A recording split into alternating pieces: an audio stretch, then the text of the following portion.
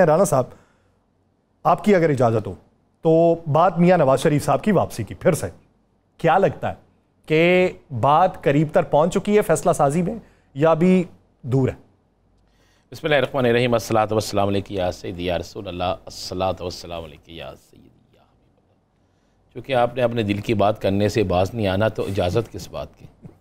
क्योंकि आपको आपके चेहरे पे ना रौनक आ जाती है जब आप मियां नवाज शरीफ का नाम लेते हैं, लेकिन अवाम के चेहरे पे नफरत आ जाती है, उनके आने अवाम के चेहरे पे गुस्सा आ जाता है। अवाम कहती है कि जब हम भूख से मर रहे थे, जब हम लोड शेडिंग से मर रहे थे, जब हम बेरोजगारी से मर रहे थे, तो वो 16 माह के दौरान तो इनकी अपनी हुकूमत थी, उस वक्त ये क्यों नहीं आए?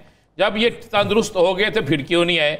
जब ये सारी सैर तफरी कर रहे थे तो उस वक्त इनको सैर तफरी के वक्त पाकिस्तान जैसा खूबसूरत मुल्क याद क्यों नहीं आया? जब इन्हें ठंडे इलाकों में जाना था तो इन्हें कश्मीर या मरी या सवात या कलाम बहरीन वो क्यों नहीं याद आया? इन्हें सिर्फ और सिर्फ वही मुल्क याद आए जो जहाँ पे किराया भी होटल्स का पाकिस्तानी हिसाब से लाखों में है और जहाँ की टिकट्स भी महंगी हैं, जहाँ पे सारा कुछ है। तो इसलिए आपके चेहरे पे खुशी आती है, तो मैं आपके चेहरे की खुशी से खुश हूँ। मुझे तो आपकी खुशी में यासर वो सारा कुछ चाहिए ना कि मैं कहता हूँ मेरा भाई खुश हो जाए, चाहे मुल्क जो है वो डूबता है तो डूब जाए, चाहे अल्लाह करे ये मुल्क सलामत रहे।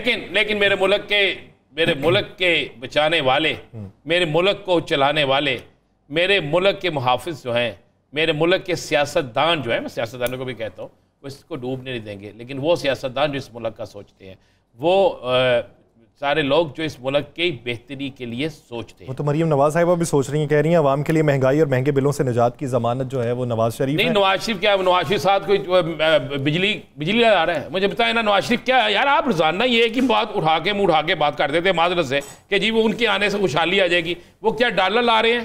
क्या उनके कारोबार पाकिस्तान ट्रांसफर हो रहे हैं? क्या उनके साथ कोई 50 करोड़ बिजनेसमैन आ रहे हैं? क्या आ रहे हैं?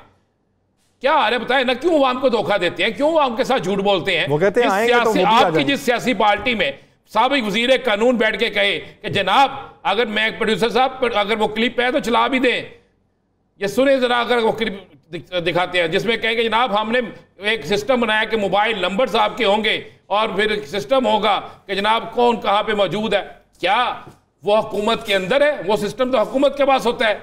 इसका मतलब है जिन लोगों के टेलीफोन टेप होते थे, जिन लोगों के नंबर ट्रेस होते थे, जिनको ढूंढा जाता था। मैंने वो जावेद लतीफ साहब को भी सुना। वो जावेद लतीफ साहब कहते हैं कि मियां साहब कह रहे हैं कि मेरे इस्तकबाल के लिए क्यों आना है, मैं कौन सा कुछ फतह करके मैं यही तो कह रहा हूँ। आप बार बार कह रहे हैं कि यही मैं आपसे पूछता हूँ क्यों आना है? मैंने थोड़ी इस्तकबाल के लिए शुरू हुआ है और हम हार भी गए हैं। पहला मैच उस टीम से हार गए थे इतना स्कोर करके, तो मियां साहब को वर्ल्ड कप जीत के आ रहे हैं।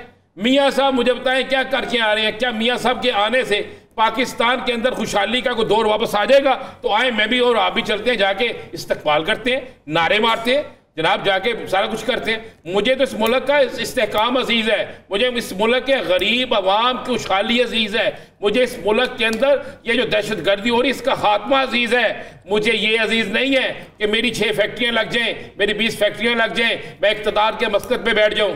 पता नहीं यार, आप बार बार एक मियां साहब आ रहे हैं, खुशहाली आएगी, कैसे आएगी? मुझे ये तो कायल करे ना यार। मैंने थोड़ी बताने वाले बता रहे हैं ना। पूछे मरियम साहबा से, आपका तो राब्ता है मेरा, आप पूछे उनसे। मैं वो एक टीवी चैनल पे एक बड़े सीनियर रिपोर्टर को देख रहा था, वो बार बार कह रहे थे ऐसा नहीं ऐसा हो जाएगा। मैंने फिर थक करके मेरी उनसे मुलाकात हुई कि उन्होंने कहा जनाब आप जैसा था। उन्होंने कहा मियां साहब का मेरे जैसा तो मैंने उससे कहा, मैं कहा मेरी शख्सियत, मैंने सुन तो यार सुन तो ले, आप भी मियां साहब की तरह सुनते ही नहीं ना, बात भी सुन ले ना किसी की। मैंने तो क्या, मैंने कहा, उसने कहा जी पूरी दुनिया उठाएगी। मैं कहा जी 25 करोड़ अवाम है, उसमें से 24 करोड़ 99 लाख अवाम जो है ना वो एयरपोर्ट पे यहाँ जलसागाह में पहुंची होगी और जलसागाह छोटा पड़ जाएगा, तो 24-25 करोड़ तो आएगी ना, मेरा ख्याल है। क्या ख्याल है आपका? है मुस्कुराहट चेहरे की बता रही है आपको। एक ब्रेक थ्रू तो हुआ है ना, एक बयानिया तो तब्दील हो गया। इसहाक डार साहब कहते हैं कि 2017 के जो किरदार थे उनका एहतसाब मियां साहब ने अल्लाह पे छोड़ दिया। इसहाक डार ये भी बता चले, उन्होंने कह दिया, मैं कहता हूँ कि ठीक है बयानिया तब्दील हो गया, ये उनका हक है अब बयानिया तब्दील करना, क्योंकि अवाम का जहन चेंज नहीं होता, अवाम का जहन बड़ा मजबूत है, अब बड़े हालात चेंज हैं।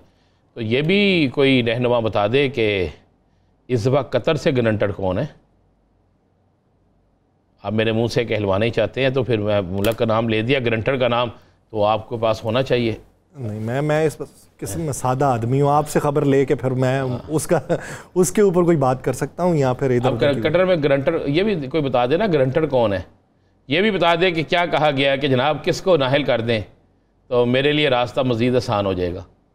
ये सारी चीज़ें आहिस्ता आहिस्ता सामने आ जानी है। यासर साहब, बात यह है कि इमरान और आ जाए, मियाँ नवाज शरीफ साहब आ जाएँ, इसहाक डार साहब हों, शहबाज शरीफ साहब हों, मेरी तरफ से कोई भी आ जाए, मुझे इस मुल्क के अंदर खुशहाली, मेरी ख्वाहिश है कि इस मुल्क के अंदर खुशहाली हो। मैं तो सवाल करता हूँ कि निगरान सेटअप अगर ये मौजूदा निगरान सेटअप चोरों को पकड़ सकता है, डॉलर ज़ीरा करने वालों को पकड़ सकता है, बिजली के व्यापारियों को पकड़ सकता है, इस मुल्क के अंदर फसाद बर्पा करने वालों को पकड़ सकता है, इस मुल्क के अंदर जो है वो ज़हीरा दोज़ी करने वालों को पकड़ सकता है, तो जो सियासी हुकूमतें थीं वो सुख की बांसुरी बजाती थी, वो सवाए अपने काम सीधे करने के क्या उन्होंने कुछ किया?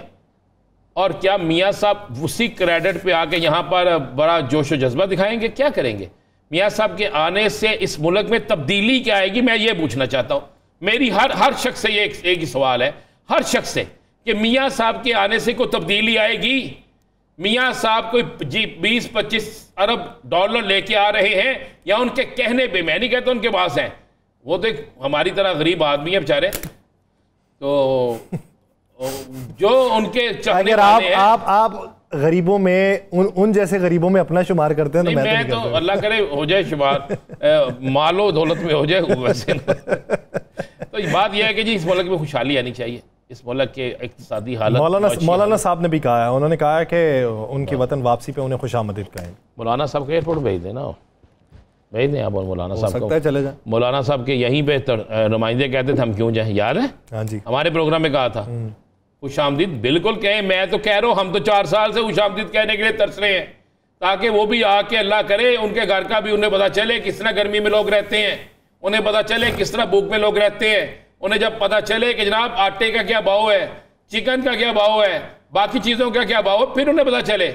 आप क्या समझते हैं कि पाकिस्तान पीपल्स पार्टी जो है वो जो अभी माजी करीब में बयानियाँ लेके बैठी हुई थी, लेवल प्लेइंग फील्ड नहीं है, हमें खबरें नहीं हैं, इनको खबरें हैं, क्या वो मज़ीद फटेंगे या अभी वो इंतज़ार कर रहे हैं किसी मंजरनामे? जिस दिन इनको यकीन हो गया कि ये शेड्यूल आ गया है तो उसके बाद फटना छोटा लफ्ज़ है, इससे भी आगे जाएगी चीज़ें। मैं आपको ठीक कह रहा हूँ, 2 दिन बाद, 2 दिन बाद है ना जी हमारा शो, फिर अगले नेक्स्ट वीक में होगा, तो उसमें आप देखिएगा, मैंने आपको कहा था याद करें उस शो का, अगर 2 तारीख के बाद सियासत की तब्दीलियाँ शुरू हो जाएंगी। यानी अगले हफ्ते जब हम प्रोग्राम करेंगे तब तक ये कंफर्म हो चुका होगा कि मियाँ साहब वापस आ रहे हैं या नहीं आ रहे? आपको तो अभी कंफर्म होना चाहिए, बल्कि आप तो बताएं, दुनिया जानना चाहती है। मैंने वो टिकट करवाया था, अभी तक कंफर्म नहीं हुआ। मैं खुद मिल के आ जाता तो फिर बता सकता था। भाई आज सुनने में आया ना कि पहले दुबई आ रहे हैं, और मेरे पास तो जो सुनने में आई है, जो मेरे पास खबर है वो ये है कि 2 गारंटर मांगे गए हैं, एक का इंतज़ाम हो गया, दूसरे का कर रहे हैं। वो एक का हो गया, मैं आपको जो खबर दे रहा हूँ, दूसरे का कर रहे हैं आर्टिफिशियल इंटेलिजेंस से बनाना। भाई बात यह है कि मैं नाम लेना नहीं चाह रहा, तो दूसरे से जिससे रब्ता हो रहा है अभी वो तैयार नहीं हो रहा। उसने कहा, उस शख्स दूसरे गारंटर ने कहा जी पहले भी हमने आपकी एक गारंटी दी थी और आपने उस गारंटी में 3 दफ़ा खिलाफ वर्जी की थी, तो लिहाजा अभी गारंटर जो है होगा, मैं कह 2 तारीख के बाद फैसला होगा।